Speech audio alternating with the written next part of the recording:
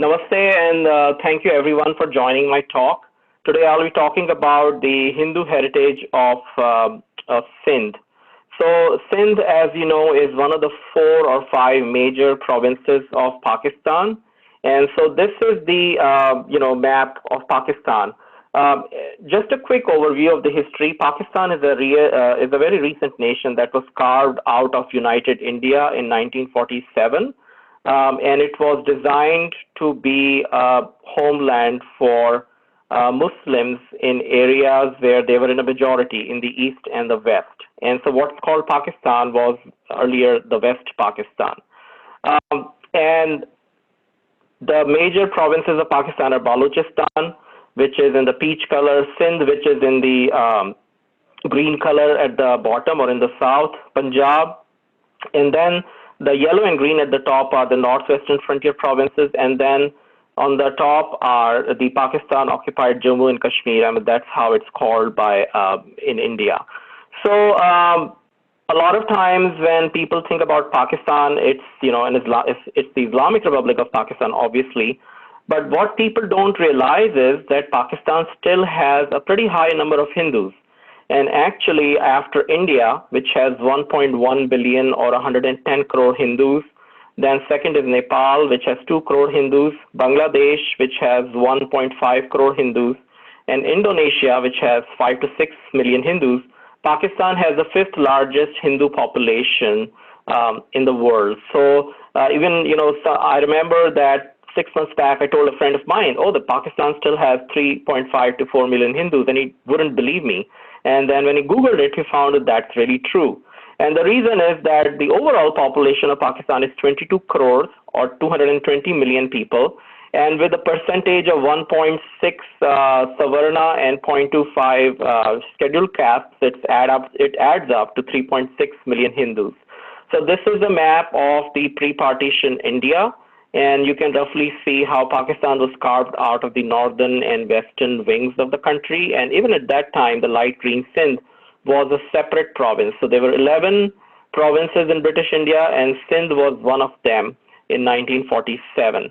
However, when we look at Pakistan before 1947, Hindus are actually very widespread and quite numerous in what's Pakistan today. So in the table at the bottom, you see that overall in Pakistan, the minorities were about 17%, which included about 13% Hindus, about 3 to 4% Sikhs, and then there were another 1% Christians in Pakistan. Whereas today the number has really fallen down to 1.6. So there was a drastic fall from about 23% to 0.1% in Pakistani Punjab. The only province of Pakistan which today has any significant number of Hindus and where Hinduism is still a viable religion is the province of Sindh. So if you look at the map, the areas which are green, blue, and yellow, those roughly approximate to Sindh and surrounding regions. And that's where more than 90% of the Hindus of Pakistan today live. So what happened to the Hindus in 1947 in Pakistan? Well, they were all expelled or they were killed or they converted to save their lives. And unfortunately, this is an ongoing process. Even today, the small minority of Hindus that's left there are facing similar situations, although not as drastic as they were in 1947. So this slide is just a summary, and I'm not going to dwell on it, but at the top left, you still see the poor Hindu tribal children, and Hinglaj Mata is actually a shrine in the Balochistan province, and now it's almost like a national pilgrimage of Hindus in Pakistan. They come from all over Sindh and Punjab and Balochistan and visit once a year to the Hinglaj Mata shrine in Balochistan. And it's actually one of the 52 Shakti Peeths in the Hindu tradition. And in the list of Shakti Peeths, it's often listed in number 1. And it's called the Marutit Hingulaj. Hingul means, the area where you put the sindoor in the head. And so that it's associated with that part of the Devi. So, like I said, the destruction of temples in Pakistan is ongoing. There are forcible conversions. Every month, about 25 to 30 Hindu girls are kidnapped and they are forcibly married to Muslim men. And recently, in the province of Sindh that we are talking about, and where most of the Hindus live, they wanted to pass a law to outlaw this forcible kidnapping and conversion. And unfortunately, the law did not pass. So you can see that the general sentiment of the Muslim masses in Pakistan still favors the idea that Hindu girls and Christian girls in Punjab can be kidnapped and converted. So there is a law against minor marriages of minors in Pakistan. And so Hindus have been saying, why don't we apply that law? And then the parents of minor Hindu girls should be allowed to fight court cases and get their girls back. Well, here's the catch. Once the minor girl who's 13 or 14, she's kidnapped and she's converted to Islam, then according to the law of Pakistan and according to the Sharia law, all her connections with her Hindu family are severed. So they have no legal right to fight to get the girl back. Only if the girl refuses to convert and under pressure they can fight for her. But typically the girls know that if I don't convert, then the person who kidnapped me, his friends will go and get my family and they will, harass them. And so unfortunately, this is going on every day. At the bottom is a photograph of the Krishna Mandir in the Vichwali area. People who might have watched the Indian television serial Bunyad in the 1980s will remember that the family in that serial lived in this Vichwali area of Lahore. And my connection to that area is that my maternal grandparents lived there before they moved out in October 1947 to Amritsar. So there is considerable sacred geography reflected in the names of Pakistan, the rivers, the kingdoms. And when you read the Ramayana, the Mahabharata, the Puranas, the Vedas, you come across these names, Sindhu, which is the Indus River, Vitasta. Even today, the Kashmiri Hindus refer to Jhelum as Vitasta or Vet. Chandrabhaga is the Chenab, Iravati is the Ravi River, Shatadru is the Satluj, Kubha is the Kabul, and so you can go down the list. The region of Sindhu is today called Sindh. Kamboj was, you've heard of Gandhari, in the Mahabharata, and that she was from the Pashto-speaking areas. Then you've heard of Madri, who was the wife of Pandu, and she was from the region of Madra, which is the Doab between Ravi and Chenab, today the areas of Sialkot and Jammu. And then you've heard of Takshashila, which had one of the oldest universities in the world, and that's Taxila in Pakistan. The city of Multan, where my in-laws are from, was called Mulistan. And then you have Peshawar, which was Purushpur. And there's an interesting story that Bharat, who was the younger brother of Lord Rama, he had two children who were Taksha and Purush. And they founded these two cities, the Takshashila and, it was initially called Pushpapur. So, and likewise, Lord Rama had two sons, Lava and Kush. And so Lava founded Lavapuri, which became Lahore and then Lahore. And its twin city is Kasur, which did not, become a big city in any case. And that was founded by Kusha, which is number 20 in this table. We also read that in the Mahabharata that Dushala, who was the sister of the Kauravas, she married Jayadratha, who is said to be the king of Sindhu Sauvir, which is the area of Sindh and the Multan area. And when she went to her new husband's home, she found that the people were not, at that point of time, they were not very religious. So she requested her brothers to have 10,000 Brahmins relocate from Kurukshetra to that area. And that's how that city came to be known as Brahmanabad. Even down to modern times, that city had a big population of Sindhi Brahmins. And Alexander also records that when he was returning to Greece and his army was walking down the Indus River, they faced very stout resistance at this city, Brahmanabad. And he clearly, the chronicles say that the Brahmins took up arms to fight the Greek army. And so we'll come more to that later. So here is a brief lesson on history.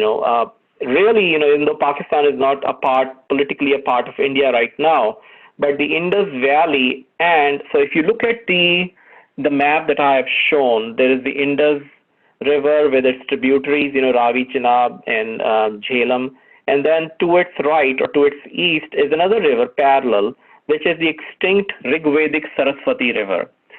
Interestingly, almost 60% of the sites of this Bronze Age civilization are found close to or on the banks of this dried up river Saraswati. So, in a way, the lower reaches of the Saraswati, which are in the Sindh region, and also the upper reaches, they are the cradle of the Vedic civilization, Vedic Harappan civilization. You all must have heard of Mohenjo-daro in connection with the Harappan or Indus Valley civilization, now called Indus Saraswati. That is located in Sindh. There are many other prominent sites of this civilization like Amri, Kot Diji, and Nausharo, which are also located in the Sindh region. So here's another map by our speaker, who's going to be our speaker next week, Mr. Michel Denino. And you can see this blue colored line on the map on the left, and that's the presumed course of the Saraswati River. And you can see those black dot marks, that the coastline of Saraswati was littered literally with the sites of the Harappan culture. When you come south towards Sindh, you don't see as many dots, and the reason for that is that the map is a little outdated. And in northern Sindh, around between Chanudaro and Kot Diji, they have found about 150 other sites in recent 15 years and so the dots should be there also. So in the Rig Veda, the Saraswati is said to be the most important river, which flowed from Giribhya Samudrat, which means from the mountains to the ocean. Even though today the river is a very pale shadow of what it was, and it's called the Ghaggar Hakra, and it barely flows beyond Haryana, northern Haryana today. But all the Harappan sites stretch all the way from Jammu to Kutch, and Kutch was the delta of the Saraswati River. So what really happened to this civilization? So if you look at the map on the right, there is one map at the top and one on the bottom. So people who, as aridity spread in northwestern India, which is the Harappan culture area, people who were in the northern Rajasthan and the area south of it immediately, they moved towards the Ganges Valley. Whereas people who were in the Sindh area, they relocated towards Gujarat and Maharashtra and central India. And there are enough literary evidence in the Itihas literature which we can correlate with. But in general, the Kurus, the Panchals, the Matsya, the Ikshvakus, they moved towards the northern Indian plains, whereas the Yadavas and the Turvasus, they moved towards the Gujarat, and we hear of Lord Krishna, who was the Yadava also. So this is how the Vedic civilization survived, by moving towards more interior India, and the sacredness of the Saraswati River was transferred to the Ganga River. So Saraswati is the sacred river of the Vedic Hinduism, and Ganga became the perennial sacred river of classical Hinduism, even to our modern times. So here are some. So how do we prove this continuity of our culture? Well, if you look at archaeological artifacts, in this picture there are 6 terracotta figures which were found from Harappa, which is in Punjab, and Mohenjo-daro, which is in Sindh. And you can see some of them in yogic postures, the kind of what are practiced even today or similar to what's practiced today. So that's an example of yoga surviving from those times to our times. Then when Mohenjo-daro was initially excavated in 1920s and 30s, and even now there's excavations going on, they found objects there which they thought might have been Shivlingas, but the archaeologists were not very sure about it. But in recent decades, they have persistently found Shivlingas from other places of that civilization. On the top left is a black and white picture of a lingam and yoni, and it's unmistakably a Shivling, and also looking at the context where it was found. At the bottom left, it shows how there's a pot pouring water on the Shivling yoni, and so now we can confidently say that the yogic and the Shaivite Hinduism were present in the areas of this culture, including the Sindh. Here are some other interesting cultural artifacts. If you go to the National Museum in Delhi, there is this bronze statue of what's called the dancing girl, and she's wearing those bangles all the way up to her arm. And this is a cultural tradition that we still find in areas of Gujarat and Rajasthan, where women put these spiral bangles all along the length. Here are some other fashion statements which have lasted to this day. The conical chalk, which is worn by women in Haryana and Rajasthan, they found that made of gold from Mohenjo-daro, again, which is in the Sindh region of Pakistan. So again, a cultural trait. There are many other examples here. I think one slide disappeared, but anyway. So, above this golden cone, there is a text saying, and the picture got cut out. So in Hindu women often put sindoor in their mang, and in Sindh, in Naushahra and Amri, they have found terracotta figurines of women which have a red vermilion mark in the parting of their hair. So again, this custom of wearing sindoor goes back to Harappan times in Sindh. So with that overview, we now come to focus on Sindh, which is the topic of our current talk today. So, like I said, Sindh is a province in the southeastern part of Pakistan, and this map shows some of the major cities historically and in modern times. And just like we say that Egypt is the gift of Nile, I think it's fair to say that Sindh is the gift of River Indus. If there were no River Indus, Sindh would have been a desert. But because of this vast river and with all the irrigation systems that the British and pre-British rulers built, the land is quite fertile and produces supports a big population. I think about 40 million plus 45 million today. So another interesting thing to see is that Egypt, the Indus River carries 7 times as much water as the Nile River. And just to give you some perspective, the Ganga carries twice as much water as the Indus, and the Brahmaputra carries twice as much water as Ganga. And the Mississippi River and the Brahmaputra River carry roughly the same volumes of water. So the Indian subcontinent is particularly blessed in having such large volume rivers, and no wonder that if India were a united country today, its population would have been much more than China today. The other association of Sindh with India is that it's given the name to India. Sindhu is the Sanskrit name for Indus, and what was called a Sindhu by Indians was called Indus by the Greeks. And India came to be known as all the people who lived east of the Indus River. Even today, when you recite the Jana Gana Man national anthem, Punjab, Sindh, Gujarat, Maratha, that's the line. So Sindh is still included as one of the provinces in the national anthem of India. I think 15 to 20 years back, somebody actually filed a case in the Supreme Court of India, and that gentleman said that Sindh is no longer a part of India, so it should be removed from the national anthem. And that created a lot of uproar in the Sindhi community in India, obviously, and the court dismissed the petition. Sometimes the region of Kutch, which is now part of Gujarat, is also treated as the fourth part of Sindh, and till 1947 it was ruled by the Jadeja rulers, who were Hindus, and so they acceded to India. But the Kutchi language is kind of very closely related to the Sindhi and also the Gujarati language. Its connection with Sindh is also due to the fact that till early 19th century, a branch of Indus used to flow to the western part of Kutch. And even today, there is a Tirth Kshetra called the Koteshwar Tirth, and there is a sacred Sarovar, which is one of the 5 sacred Sarovars of Hinduism, and it's called the Narayan Sarovar. So that still exists in Kutch.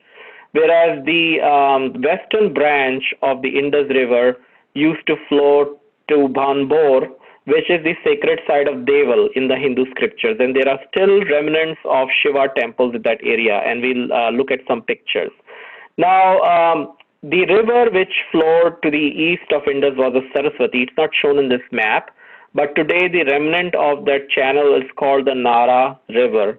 Although I'm told that the local Hindus of that area still refer to it as the Saraswati River. So, when in 1947, there were about 1.4 million Hindus in the province of Sindh, which is about 28% of the population at that point of time. And 80% of them fled to India. They landed up in Gujarat, Rajasthan, Madhya Pradesh, and other places. And today, 15 lakh Indians list Sindhi as their mother tongue. However, that is a very understated number because the Sindhi community in India is rapidly losing its language. When I was a teenager, you could still go to shops and buy books which are published in Sindhi in the Arabic script, but unfortunately, today that's really confined to the really elderly people of the generation, and people of my generation who are of the community can barely speak the Sindhi language. So the correct number should really be around 25 to 30 lakhs. And of the 20 or so official languages of India, Sindhi is one of them. So if you look at the notes, the currency bills of India, you will find in the Persian script, you'll find the Kashmiri, the Urdu, and then there will be a slightly different looking Arabic script, and that's for the Sindhi language, like 50 rupees will be written in Sindhi, the language in the Arabic script. The other important thing to know about Sindhi Hindus is that they are one of the earliest globalized Hindu communities. They started moving to distant parts of the world way before people started moving to Europe and other places in the modern times.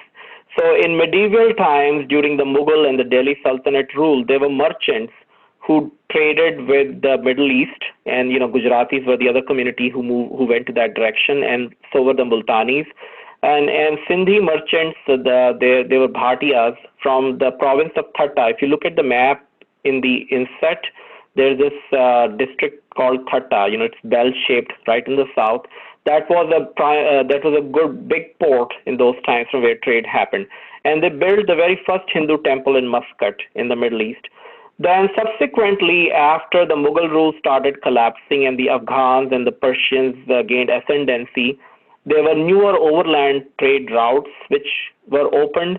And so Sindhis from Shikarpur, so if you look at the inset, there's a Shikarpur district right south of Jakodabad at the very top. They started trading all over Central Asia and, from the Caspian Sea right to Xinjiang. And even today in Baku, which is a city in Azerbaijan, there's a temple there with a trishul on the top, and there is a fire from the natural gas, and it still has inscriptions in Sanskrit and Multani language. And when the British rule started, the Sindhis again showed their enterprise, and they are spread all over the world since late 1800s. So whether you go to Panama, Gibraltar, Chile, Hong Kong, you will find these Sindhis, and that community originated from the district of Hyderabad primarily, which you find in the south center of Sindh.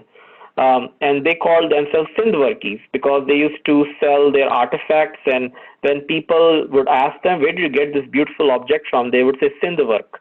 And so they came to be known as Sindhvarkis. But gradually, they started moving into other trades. So for example, if you go to Hong Kong, the electronics market there is dominated by Sindhi Hindus. And we'll come to some more examples. Another interesting trivia, there are a lot of interesting trivias about how Sindhis, spread their culture, and we'll talk about that. So why is it that Hindus and Hinduism is in such a bad shape in Sindh for such a long time? If you look at the political history of Sindh, what one really sees is that for almost more than 2,000 years, Sindh was ruled by foreigners or by Indians who ruled from other parts of India. So 6th century BC, the Persian Empire, then the Greeks, then the Mauryans who ruled from Patna, then the Indo-Greeks and Scythians, the Buddhists. So finally, in the 6th century, there was a local dynasty called the Buddhist Rai dynasty, which patronized a sect of Buddhism called the Samatya Buddhism. So there were 18 schools of Buddhism. Samatya was one of them. It's now extinct, unfortunately, and they were very predominantly found in southern parts of Sindh. And then they were overthrown by the Hindu Chach dynasty, and which ruled barely for 100 years, till they were thrown by the Arabs in 712. And then after 711, which is when Muhammad bin Qasim occupied Sindh, leading the Arab armies, there was a continuous stream of Islamic dynasties in Sindh, followed by Sumra, Sama, then the Delhi Sultans who ruled from Delhi, Arghans and Turkhans who often ruled from further north or sometimes locally, but they were foreigners. The Mughals who came from Central Asia. Then Nadir Shah invaded Delhi, and he asked the Mughal emperor to give him all the territories that were west of the Nara River. The Duranis, and then the Kalhoras and Talpur Mirs. And the Kalhoras and Talpurs are also Baloch, who had originally come from Western Asia, Western Middle East. So I have marked some of these names with the asterisk. So what this means is that these were the only local Sindhi rulers. The Sumras and the Samas were Rajputs who were gradually converted to Islam. However, like I said, that there are still quite a few Hindus in the southwest corner of Sindh, in the areas of Tharparkar, Umarkot, Mirpur Khas, and the reason for that is that that area continued to be under the rule of Sodha and other communities, Jadeja Rajputs, till very recent times, till 1700s and 1800s. And it was only very recently that the Talpurs of Sindh occupied those areas. And so that's how today they are in Pakistan. And then there was British rule from 1843 to 1947. And finally, after 1140 years or so, Hindus enjoyed more religious freedom after they had been reduced to a minority, through 1,000 years of conversions and persecution. So most of the temples that you today see in Sindh are actually constructed after 1843. There's a lot of attempt to whitewash the Islamic period in Indian history, but looking at the evidence of the temples and what the travelers have written of how Hindus were treated, the truth is very obvious. There are even one European traveler noted that Hindu gentlemen used the word rassi, which means a rope, and his Muslim friend alleged that he has taken the word of Rasul, and so he was forcibly converted on that. So Hindus had a slightly different Sindhi vocabulary, which was, the words are very different, so that they couldn't be related to Pagambar, Nabi, Rasul, and all that, and because they were harassed so much.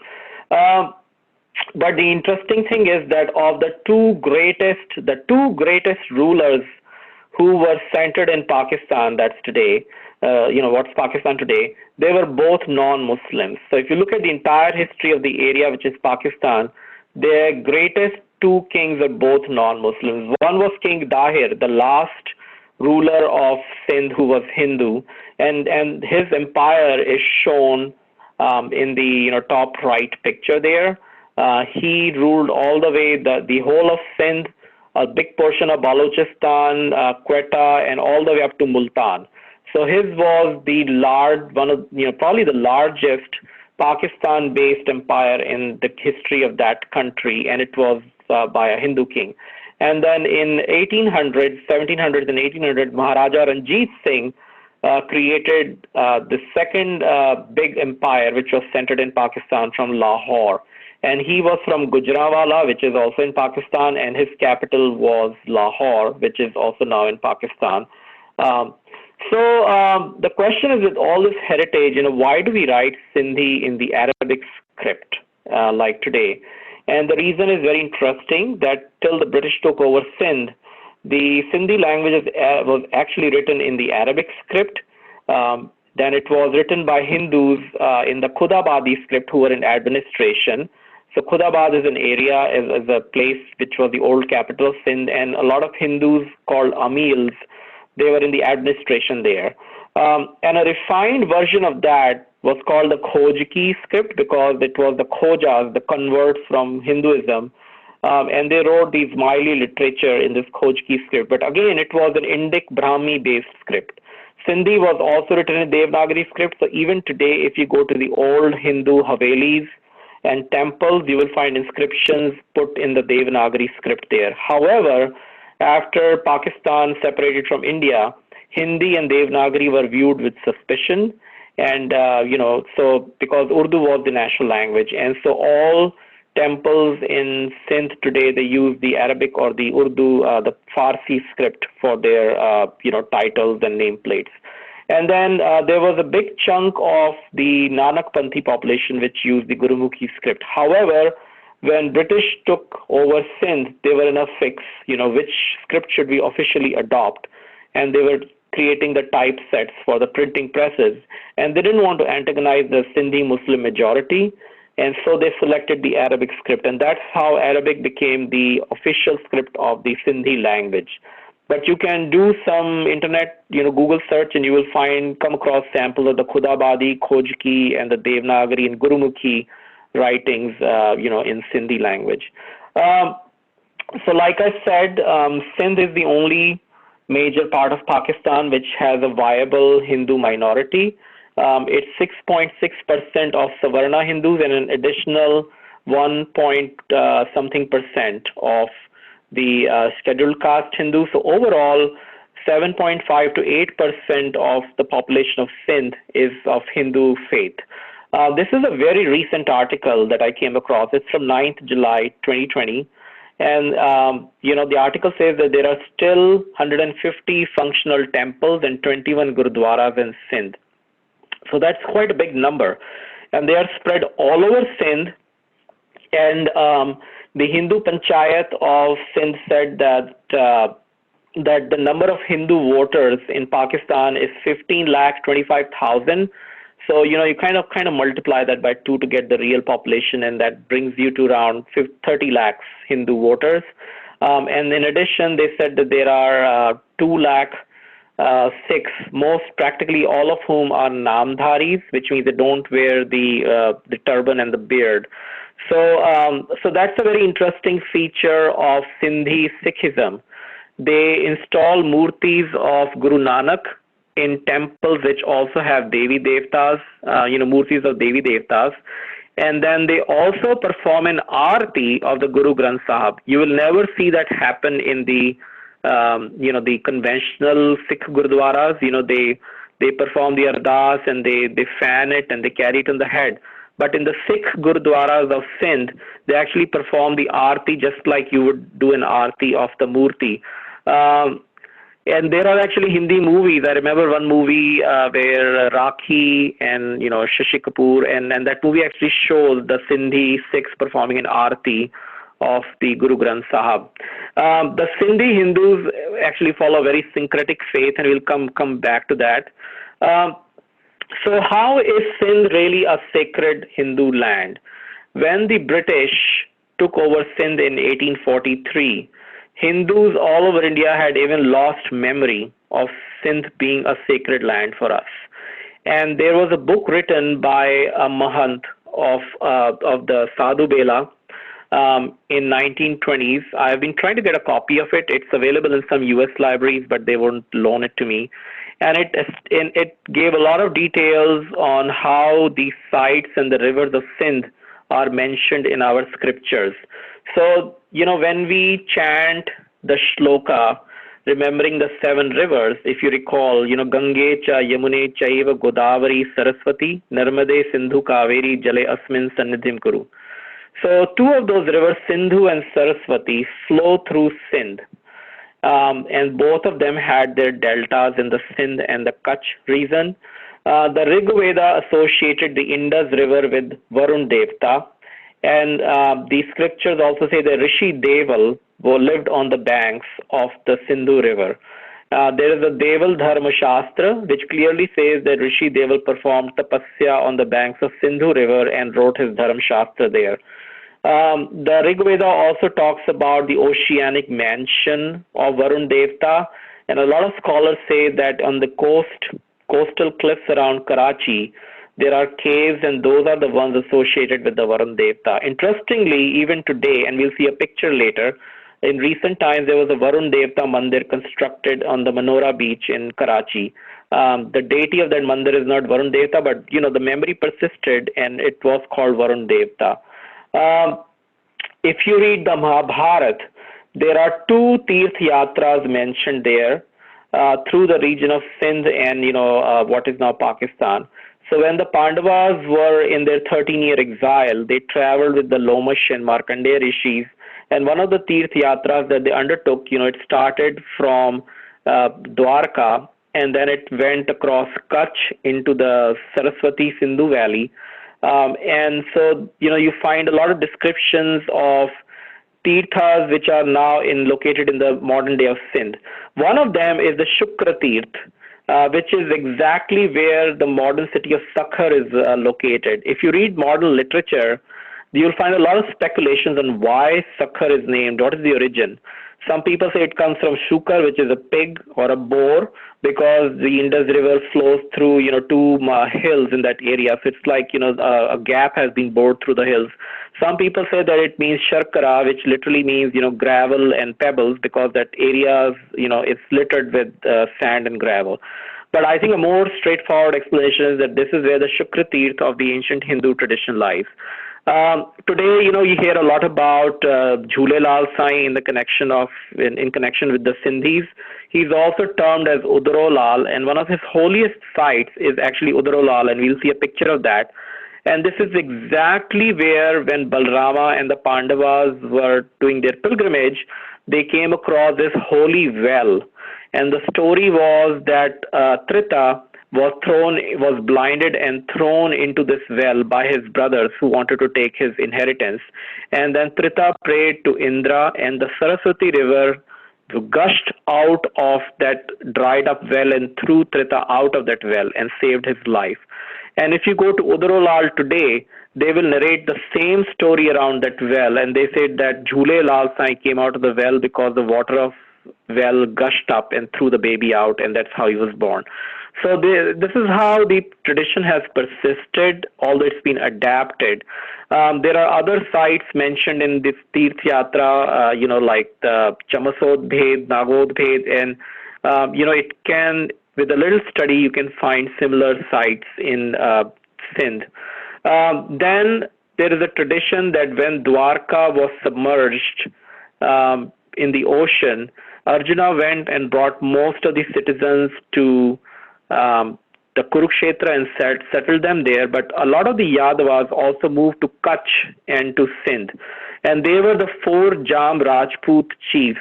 Even today, the Rajputs of extreme western parts of Rajasthan, like Jaisalmer, and in historical times also in Sindh, they used to call themselves Yadavas.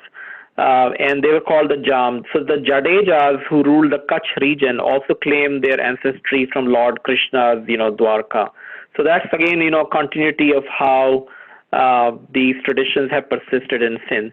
So archaeologists have found some very interesting artifacts. So there's a Mirpur Khas town, which today is famous for its mangoes. And recently during excavations, they found an intact Murti of Brahmaji in that town. So you see, the two faces on the side, one on the front and one at the back. And this brass image is, found intact. We were talking about the Deval Tirth, and today there is a Bhambor Mosque, which was constructed after demolishing the old ancient Shiva temple. If you read the Chachnama, which is an Arab-Persian chronicle of how the Arabs invaded Sindh, they do talk about a massive temple at Bhambor and how it was destroyed. Apparently that, the mosque which was constructed there also fell into disuse.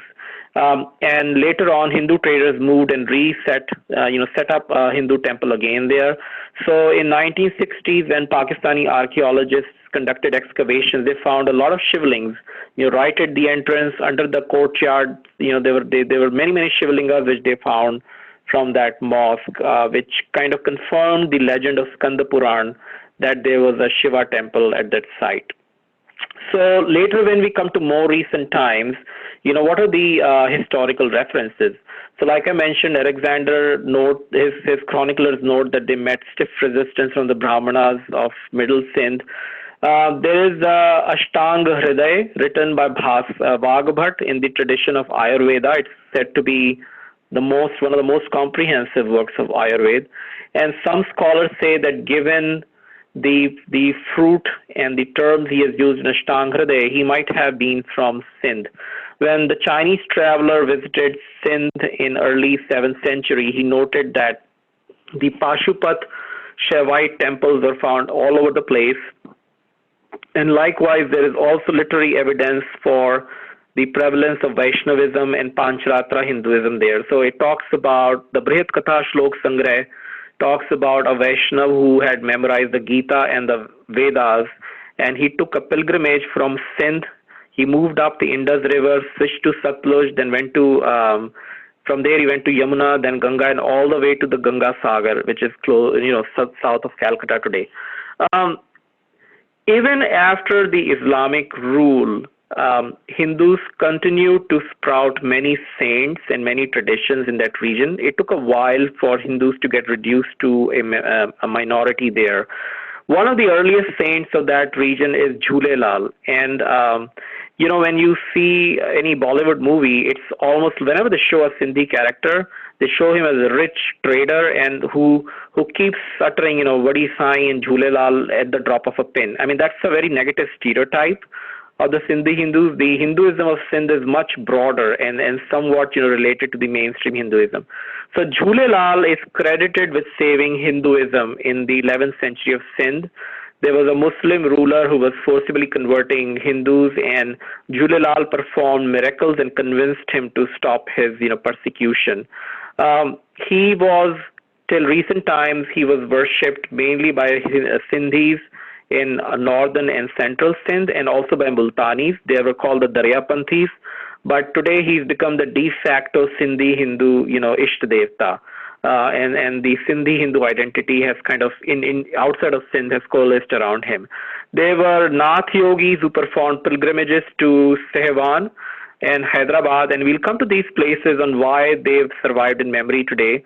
There were numerous Hindu bhagats, yogis, and sants who continued to thrive in the 1600s, 1700s, and there are shrines scattered all over Sindh. Interestingly, in early 1800s, there was a Nanak Panthi called Bankhandi Maharaj. So he got his Diksha. He was originally from Nepal, and he got his Diksha in the Nanak Panth from a sannyasi in Kurukshetra, and then he went to Sindh. And he was very disappointed to note that no ancient temples had survived in Sindh, and the Hindus really had no access to authentic Hinduism. So he settled down in an abandoned island on the Indus River, and he created a new Tirth. So Sadhu Bela is the largest Hindu institution in Sindh today. It's an island which, the greatest extent is about 1 kilometer, so 0.6 miles, and it is studded with temples. And you go to Sakhar and you take a boat, and then you go to the Sadhu Bela, island. Even today, a lot of Sindhi Hindus in India, when they die, they request that their ashes are taken and immersed in the Indus from the Sadhu Bela. Even, when I was growing up in New Delhi, close to the Delhi University, the immigrant Sindhi Hindus had created another Sadhu Bela, mutt close to my home. At that time, I didn't know what Sadhu Bela meant. My grandmother used to say, "Oh, yes, Sindhiyan da hai." So, this is of Sindhis. And now I understand, how it came about. Sindhi language actually also has some Hindu scriptures. So if you have heard of Maharaja Chhatrasal, who fought Aurangzeb and who was actually also one of the inspirations of Maharaja, the Marathas, the Peshwas. If you remember the Baji Rao movie, he married a daughter of King Chhatrasal of Orcha, Bundelkhand. So this is the Chhatrasal we are talking about. And it's unfortunate I have to keep going back to Bollywood, but we'll see a lot more of that. It's a good way to understand our culture also. His guru was Mahamati Prannath, whose guru Dev Chandra was a Sindhi Hindu from Amarkot in Sindh. So Mahamati Prannath wrote a collection of 18 scriptures, which is called Kulzam Swarup. and out of them, one is written in Sindhi, and it is called the Sindhi Vani section of the Kuljam Swarup. So there are religious books. I actually also have an Arati booklet. In August last year, I went to an area called Lajpat Nagar in Delhi, where there's a big concentration of Sindhi Hindu immigrants. And so they still maintain temples. And so the Pandit ji, who was a Sindhi, he gave me a booklet with the Aratis in Sindhi language to Devi Devtas. So because the massive or ancient temples did not survive in Sindh, the Sindhi Hindu community, they were more centered around the different sants and bhagats. And so this slide gives examples of the Nanakpanthi Hindu sants there, the Shaivite sants, the Vaishnav sants, and those even Hindu Sufis. So in the center bottom is a very interesting picture. In 1947, like I said, there were pilgrimages which the Nath yogis used to take from Rajasthan and Gujarat into Sindh. So when 1947 happened, they were trapped in Pakistan. And in the course of time, a lot of these yogis, they had to nominally accept Islam. But as you can see from this recent picture, they still wear all the garb of a Hindu yogi. They have the Ek Tara, they still wear the saffron clothes, the malas with the different gems, and they still sing what they, Kafi poetry and other forms of religious poetry in the shrines, Muslim shrines of Sindh, and also in the Hindu shrines of Sindh. So this is a very interesting example of syncretic culture that is prevalent even today in the Sindh. So looking at some ancient and new temples, when we read the Mahabharata, like I mentioned, there was a Shukra Tirth there, which talked about the Devi and the Shiva shrines there. And very close by, even today, in Alore, which is the twin town of Sakhar, the Shukra Tirth, there is an ancient Kalka temple. The picture is not very clear. There's a Murti of Ma Kali in this cave, which nobody has explored completely, but apparently they say it goes hundreds of miles within. And then Alore is also, it was called Aror in the medieval times, and before that it was called Roruk in the Buddhist Hindu traditions. So Aurora is a very popular Hindu name. Today most Auroras are called as Punjabis or as Multanis. And there are several Auroras actually who come to our temple also in Maple Grove. And so their origin is said to be from this city, Alore, which was called Aror in the medieval times. Then in Sakhar, which is, they say that Jhulelal Sai stood on a palla fish, which is called Hilsa in Bengal, and he floated up the Indus River all the way to Sakhar. And so there is a Zinda Pir temple here. So the spot where he landed was forcibly and also through a litigation in the courts taken over by Muslims in 1800s. So Hindus created a parallel shrine on the coast of the river, and that's where the Zinda Pir temple is located today. So likewise, there are hundreds of temples to Jhulelal Sai. So this is the Sadhu Bela temple that I was talking about. The whole island is studded with beautiful temples constructed of stones, including marbles, with beautiful carvings, all the way in the 1800s and early 1900s. In 1947, the island was shut down and it was closed. And finally, in 1960s, it was again opened up and released to Hindus for worship. The island has a beautiful library of Hindu literature, and major festivals like Shivaratri and Janmashtami, it's thronged by thousands of Hindus from all over Sindh. When you come closer to the Indian border, bordering Kutch and Rajasthan, the Hindu influence becomes even more and more prominent. In the tehsils and talukas which border India, like Nagar Parkar and Mithankot, Hindus are still in a majority in those areas, which most Hindus in India don't know about. And they were beautiful Jain and Hindu temples which are still found in that area. If you're from Bombay, the Jains there have a Ghodi Parshvanath temple, and that was actually a copy of the original, which was in the Nagar Parkar Taluka of Sindh.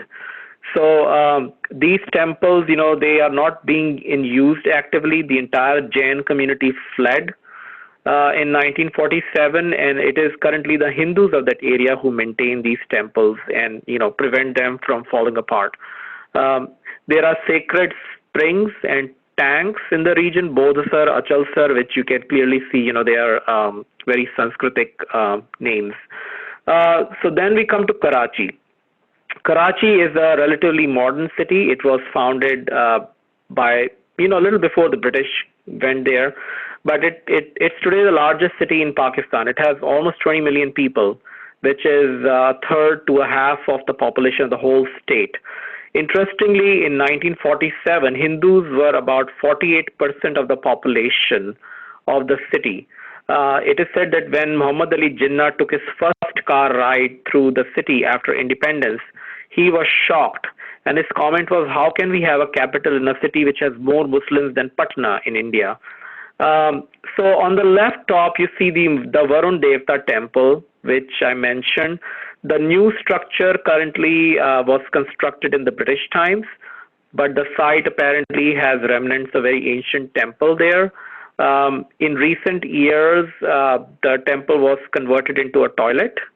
And only a few years back, the Hindus of that area took the courage to clean it up and convert it into a functional temple. And I think today there are murtis of Hanuman inside the temple.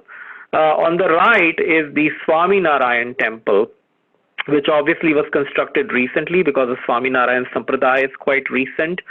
The important historical significance of this temple is that when Sindhi Hindus started fleeing, Sindh in January 1948. So keep in mind, the Hindus of Punjab, Balochistan, and northwestern frontier province fled in the middle of 1947, whereas in Sindh, Hindus took another 6 months to flee till the situation became really bad. And most of the Hindus there did not leave by land. They actually took a steamer from Karachi and landed up in Gujarat or in Bombay. So the steamers took off from the coast, area which was right next to the Swami Narayan temple. There was a very interesting documentary by, this doctor, I think it's Dr. Sanjeev Gupta, who comes in the CNN. If you Google him up, he makes a documentary on his grandparents and his parents and where they came from. His mother was a Sindhi Hindu, and they show a picture of the steps that she took down as a 5-year-old girl to take the steamer and come to India. So that's what I'm talking about. That most and 4 of the people who were included, were my grandmother's 4 brothers. They were in Karachi, and they took the steamer to Bombay, and they settled down on Pedder Road, where their generation still live today, right opposite the JP Hospital, or I think the Jaslok Hospital. So my mother's mother was born in Amritsar, but her brothers were in Karachi in 1947, and my Nana ji my mother's father was born in Karachi, but he grew up in Lahore. So as the city of Karachi became prominent, Hindus from all over Sindh, from Gujarat, from Punjab, they moved in search of occupations, and that's how Karachi came to have a huge Hindu population, which got displaced and moved to India after 1948. There were many other places of religious significance in that region. Some of them are listed there. An interesting place is the Mango Pir area, where there are crocodiles in a pond, and those crocodiles are very tame. They are fed by devotees who are all Muslims today. But in olden times, so the Muslims say that these crocodiles belong to Mango Pir, and the Hindus used to say that the crocodiles belong to Sant Jasraj Lal. And that's again a very interesting feature of sites in Sindh. They have both a Muslim and a Hindu counterpart. So another great example here is Udrolal, which the Hindus relate to the Jhulelal Sai, and I mentioned that there is a sacred well. Udrolal means, child of water. So Udrak, like Odisha is called, Odra because it was the land of water. Otter is called Udrak in Sanskrit, again related to water, and Udak in Sanskrit is water. So, this place called Udrolal is located close to the city of Hyderabad, but it's in a province called Sanghar. And this structure that you see in the pictures was constructed during the times of Shah Jahan. And he separated out the Hindus and the Muslims into two shrines next to each other so that they don't fight with each other. And even today, Sindhis from all over the world send big donations to the, Mataji who manages the Hindu shrine. The well is located between the two shrines, and it's still a sacred, object that Hindus worship there. So then I mentioned this place called Sihivan, and it's a corruption of the old Sanskrit name of Shivisthan because there was a famous temple associated with Raja Bhartrihari. If you've read the Shatak Trayam, the Niti Shatak, Vairagya Shatak, they are attributed to Maharaja Bhartrihari, who was the older brother of Vikramaditya.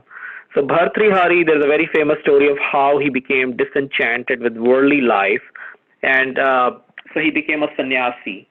And so after a few centuries, a Sufi named Shahbaz Qalandar came to that temple, and he settled there, and eventually it became a dargah, the Shahbaz Qalandar shrine there.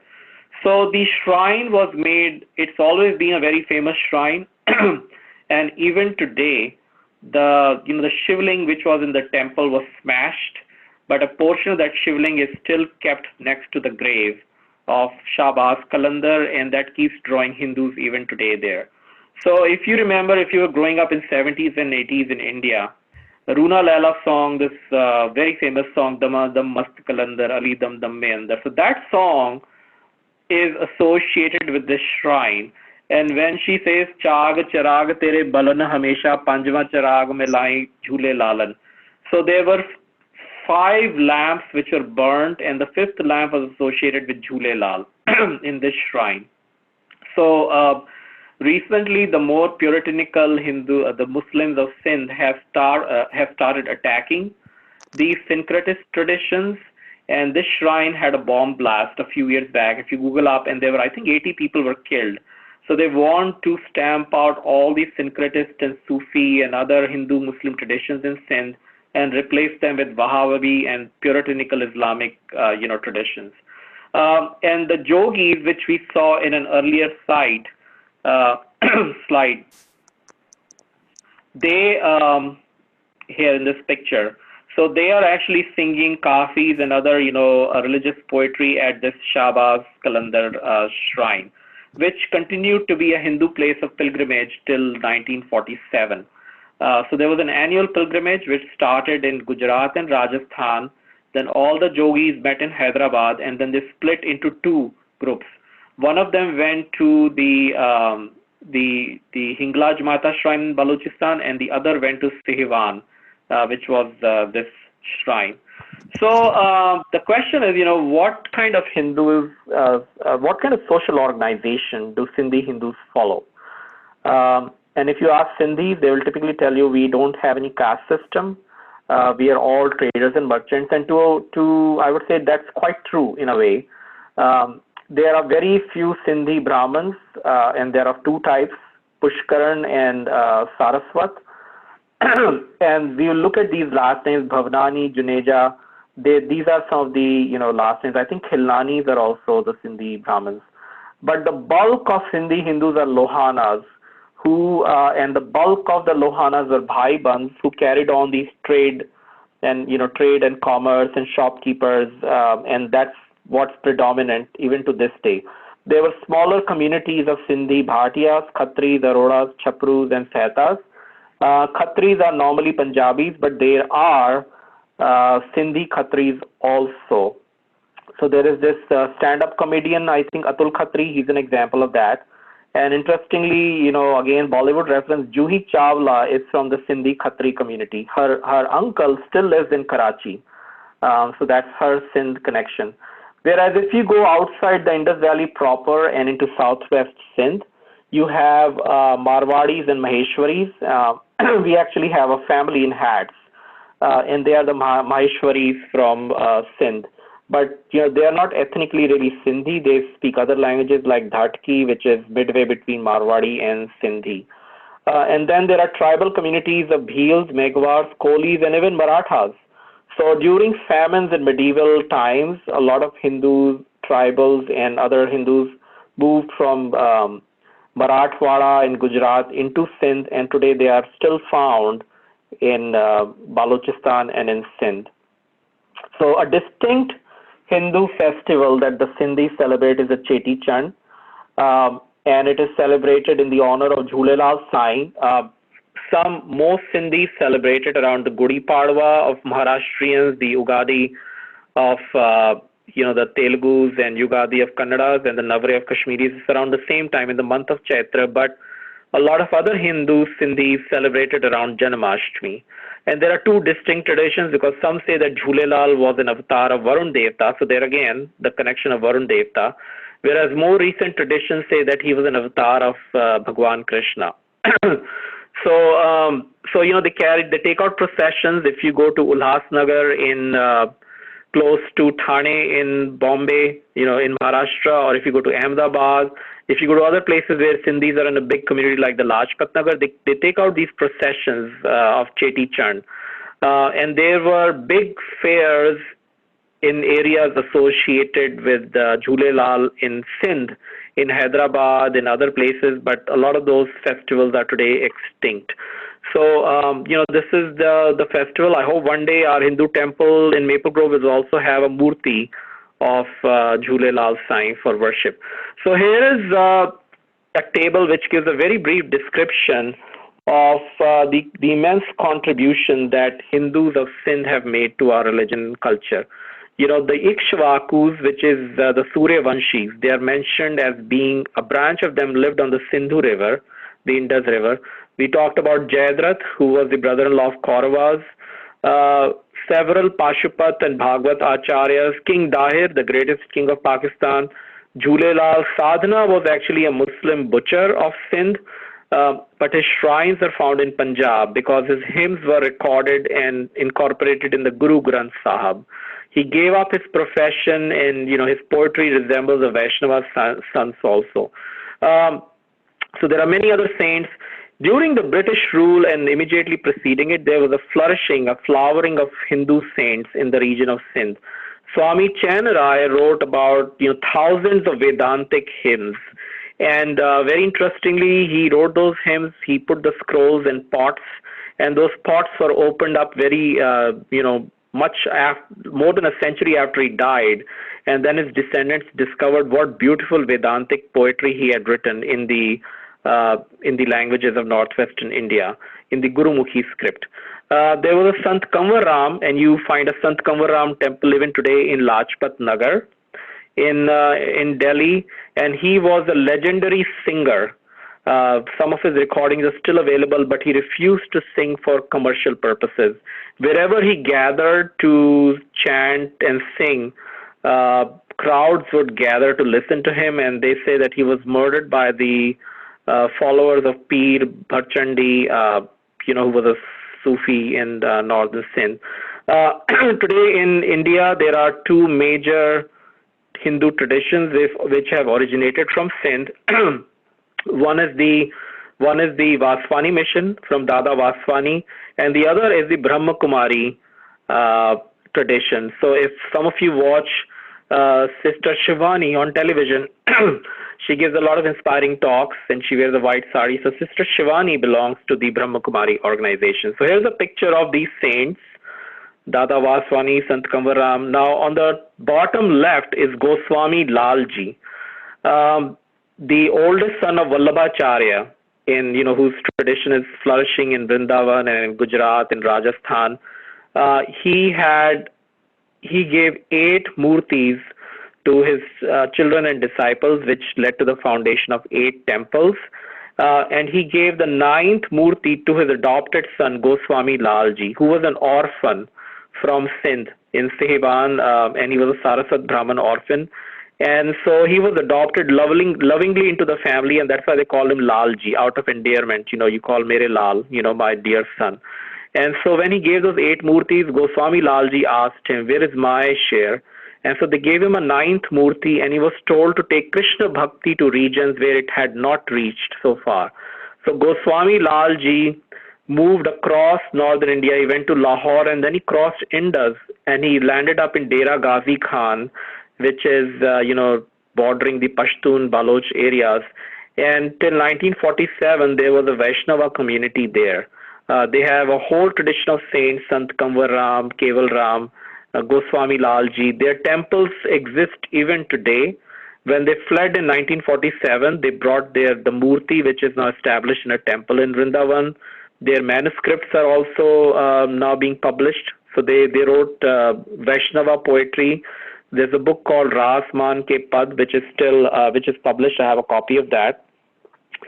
Beyond religion, Sindhi Hindus have played a very important role in many other spheres.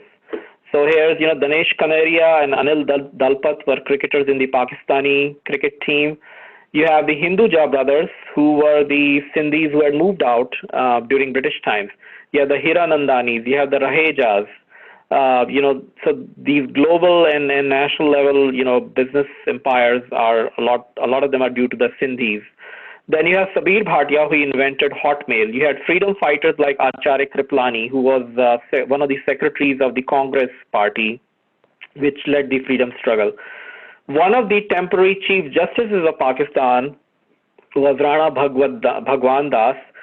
And then even then you have L.K. Advani, who was the president of BJP, and I think the deputy prime minister, Ram Jethmalani, who was a legal luminary. He became very famous during the Admiral Nanavati case, if you can read that story. And then you have Professor Rajiv Motwani, who died very prematurely at the age of 47. And he was a theoretical computer scientist. He unfortunately drowned in his swimming pool accidentally. Then Sunil Khilani, who wrote the book called The Idea of India, is also a Sindhi. In other areas, Sindhis have, in business, they've had a disproportionate influence. And so I thought this would be interesting. A lot of the Bollywood stars and producers are of Sindhi origin. Asrani, Babita, who is the mother of Kareena and Karishma Kapoor, Aftab Shivdasani. Then even the Sadhana, heroine of olden years, those of you who are from India, and even as a child, when I used to go to the barber, my grandmother would tell the barber, give him a sadhana cut, which now sounds very embarrassing to tell you, but that was named after the hairstyle of sadhana. You have Kittu Gidwani, you have Vishal Dadlani, the current heartthrob of many, Ranbir Singh. He's actually Ranbir Singh Bhavnani. You have Ramesh Sippy, G.R. Sippy. There are many other actors, actresses, producers, playback singers who were Sindhis. You can promptly maybe think of Sangeeta Bijlani. So a lot of them, they've made a disproportionate contribution. So I thought I will end this with a very interesting trivia. The southernmost temple in the world is constructed by Sindhis who went to Chile. So if you go to South America, at the very southern tip, there is an island called Tierra del Fuego. And on the Chilean side, which is, Chile is the thinnest, longest country in the world. So it's on the Pacific Ocean, you can see that orange-colored country. On the island of Tierra del Fuego, there is a town called Punta Arena. And one gentleman from Sindh named Bhojraj Mal Nandwani moved there in 1904. He and his descendants have built a beautiful temple, and you can see some pictures there from outside and inside. It has a lot of glass work. It has murtis and pictures of all the Devi Devtas inside. You can see a group of Hindus there performing yogasan, and they're a pretty wealthy family in that region. I was reading up that they own the largest car dealership on that city. So that shows how enterprising Sindhis have been. I've been told by my mother went to Hong Kong, and she said she was surprised to see how many Sindhis were there in the electronics market. The current president of the Chinmay Mission, Swami Swarupanandji, Swami Chinmayanandji founded the Chinmay Mission. His disciple, Swami Tejomayanandji, was, called Guruji. He relinquished in favor, because of his health, he relinquished in favor of Swami Swarupanand, who is actually a Sindhi from Hong Kong. So again, the Sindhis have crossed the oceans, the seven seas, and they have taken the Hindu traditions and they have globalized them. And now you can see Swami Sarupanandji, who's the chief of the Global Chinmay Mission organization. So I thought that was a very interesting trivia. There on the top right, you see the descendants of Bhojraj Madlandwani.